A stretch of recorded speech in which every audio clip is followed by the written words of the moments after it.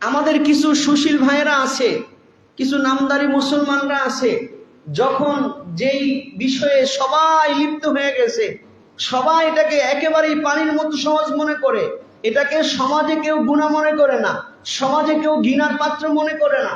কিছু গুনাহ আছে, শরীয়তেও গুনাহ, সমাজেও গুনাহ। জোরে বলেন ঠিক কিনা? সমাজে, রাষ্ট্রেও সেগুলাকে গুনাহের কাজ মনে করে, অন্যায় মনে করে।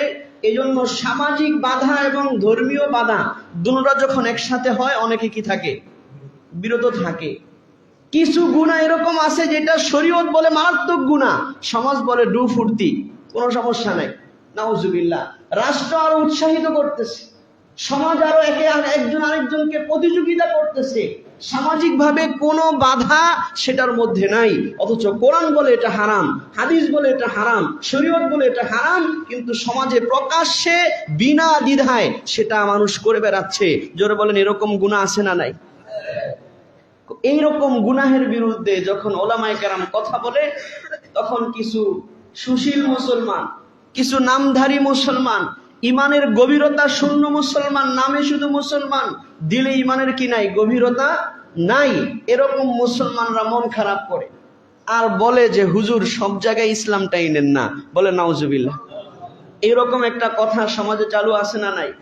হ্যাঁ, যখন হুজুররা বলে যেটা না জায়েজ, হুজুর এই জায়গায় ইসলামটা এনেন না, এটা শরীয়তে হারাম, হুজুর সব জায়গায় ইসলাম টানলে চলন যাইবনি। হুজুর খালি সব জায়গায় খালি ইসলাম টানতে চায়, এত সব জায়গায় ইসলাম টাইনেন না তো। নাউজুবিল্লাহ। মনে রাখবেন, নিঃসন্দেহে এই কথাটা একটা কুফুরি কথা।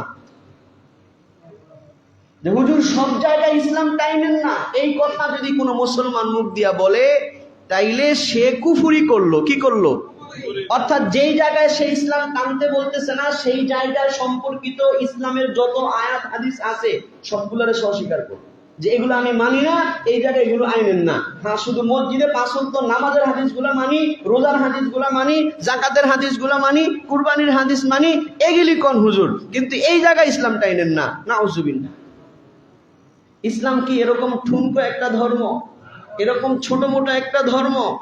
ইসলাম হচ্ছে মানব জীবনের প্রতিটি পার্টে, প্রতিটি অংশে ইসলামের দিক নির্দেশনা আছে না নাই?